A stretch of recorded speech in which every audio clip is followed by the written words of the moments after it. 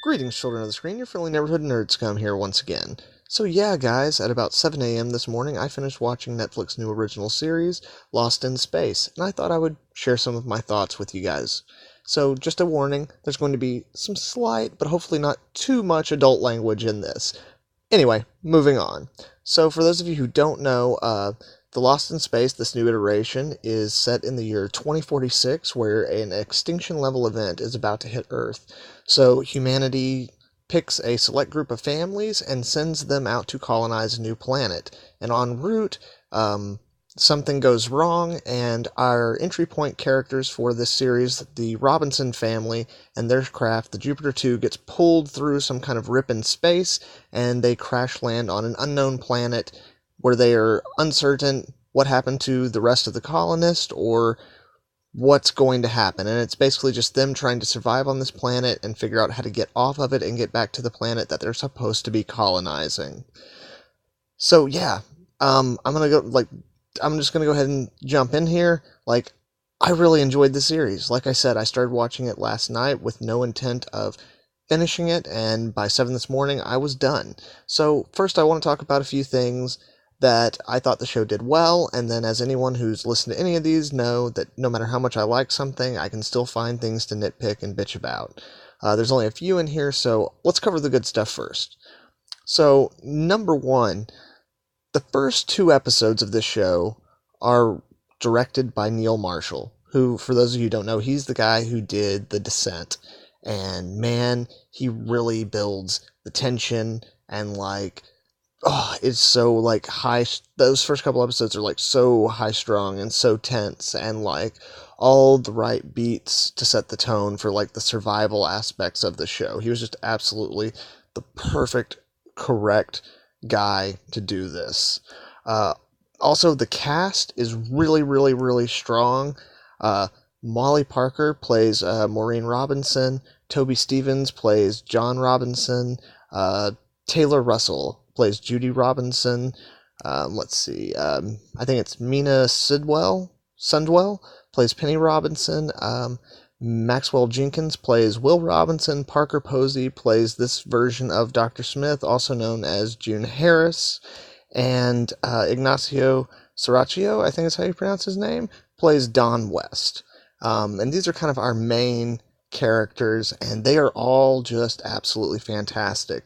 They managed to get the kid actor, who's just absolutely great, which is so good because he's like a focal point. He has to work. Will Robinson has always been, in the franchise's history, the most important character in the show, so it's important that they found someone who could do what this kid can do, and he's awesome. The family unit feels very organic. They feel like a real family where, they're bickering and stuff all the time, but you can tell that there's a real undercurrent of care underneath all the, baggage that they have piled on top of that. The guy, what was his name again?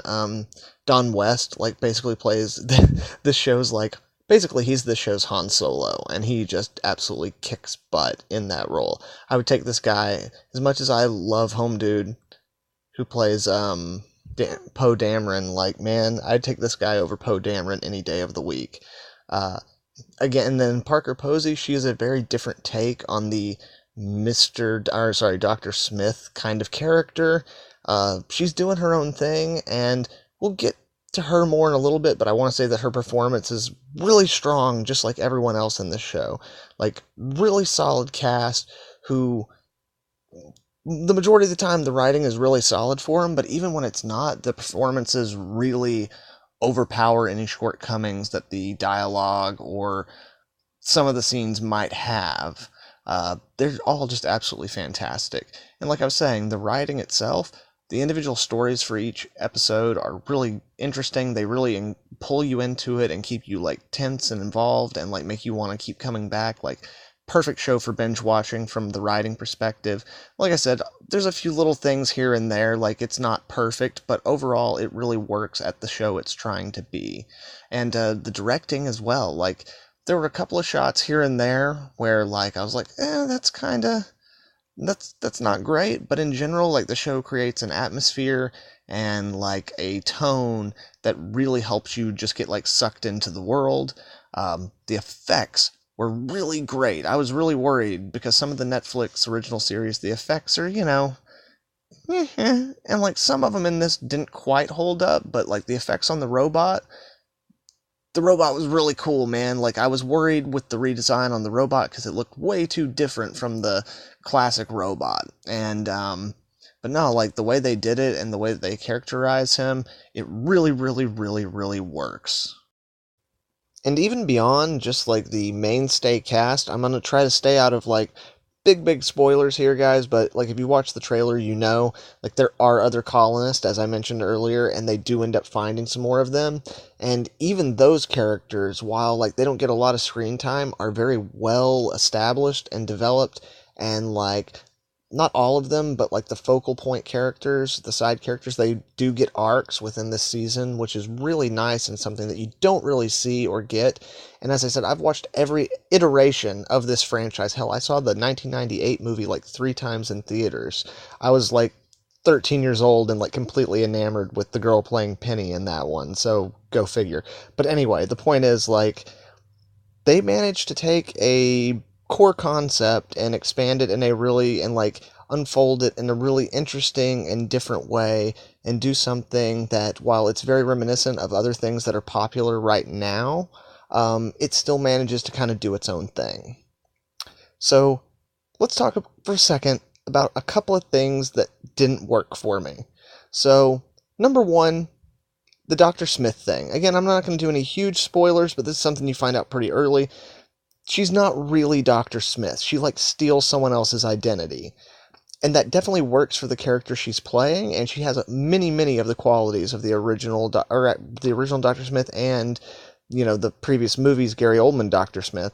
But she is the way that she manipulates and the way that she lies and the way that she plays people, sometimes it really, really works. And again, Parker Posey's performance is awesome. She always sells it. But some of her manipulations are very thin, and it kind of makes some of the other characters look pretty dumb when they fall for her crap. Like when it's the kid or like some of the younger characters, that makes more sense to me, but with the adults, sometimes the things that she says and the distractions and the manipulation she tries to employ, there's no way in hell they should work on people who are this intelligent, no matter how like stressed or like emotionally high-strung they are at the moment. The other thing that bugged me in this show, and there's plenty of things in this show that weren't perfect or didn't work exactly as they should have, but the only other thing that really, really bugged me in a big bad way, this show, oh my god, they do that same fucking bullshit from the damn Last Jedi movie where like, what's the Rose or whatever, like, stops Home Dude from sacrificing himself, and like things just happen to work out all right, so everything's fine. This show doesn't do that same thing, but there is a situation where like one guy is potentially going to die, but letting him die almost guarantees the rescue or like the safety and the lives of all the other colonists who are stranded on this planet, which are a good number of them. And they make the decision against the wishes of the guy who's in command to save that person's life and pretty much doom everyone else. And again, things just so happen to work out. And I don't, no. Yeah, things happen to work out, so it's fine. But at the same time, no. I don't know. I grew up watching, Star Trek Wrath of Khan, you know what I'm saying? The needs of the many outweigh the needs of the few or the one, and, nowadays it seems to be, this, I hate to use the term, bleeding heart, but, this whole bleeding heart, mentality of, oh no, it shouldn't be that way, so, we just, we do the idealistic thing and everything will work out. And it's I agree, it shouldn't work that way, that the needs of the many outweigh the needs of the few or the one, but that's the reality of it, and sometimes that's what has to happen. And sometimes there are other ways, but they're vilifying other characters and demonizing this idea that a sacrifice to save many is some kind of, stupid or selfish thing, and sometimes, like, they do a good job with the character of Batman sometimes, putting him on a suicide course, and people being like, you're a moron, there's 1,000 other ways to do this. And it's just kind of like one of the things inherent to Batman's character. But, like, that really got under my skin because, like, yeah, this one decision pretty much dooms maybe the whole future of the human race as far as they know. And they do it for a guy who is 100% not dead yet, but going to die no matter what. And it's fucking infuriating, especially because it comes from a character who's really intelligent, even though she's impulsive, and, like, I don't actually believe that character would make that decision. But having said that, like, it provides a lot of good drama, and it does still propel the plot and the story, and it's a very human emotion, so, like, I give it more credit than I do that similar scene in the frickin' Last Jedi where it just comes out of nowhere and makes no sense whatsoever in the context of anything we've seen. Like, this did work in terms of plotting. I didn't feel like it was true to the characters, and I felt like it was a very manufactured moment. The show also does a lot of those things where, like, they're like, oh no, they're dead, and it's like, man, you know they're not dead. But I do give the show credit that, like, by the time you get to the reveal of the people not being dead, even though you know that they're not dead, they've still managed to get you empathizing with all the characters enough that you buy into the emotionality of that scene where they're reunited or where it's a reveal that someone's not dead.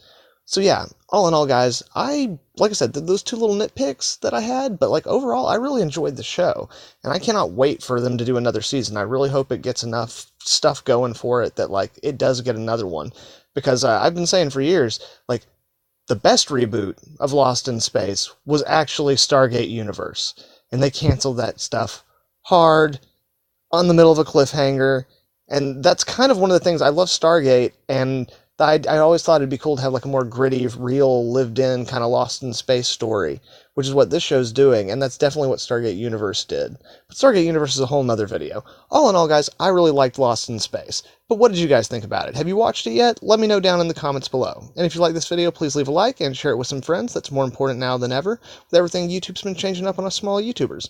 And if you're not subscribed, make sure to subscribe, and definitely make sure to hit that little bell so you can get updates on all the dope content I'll have coming out in the future. Thank you very much, guys. I hope you all have a good one. Nerds come. Out.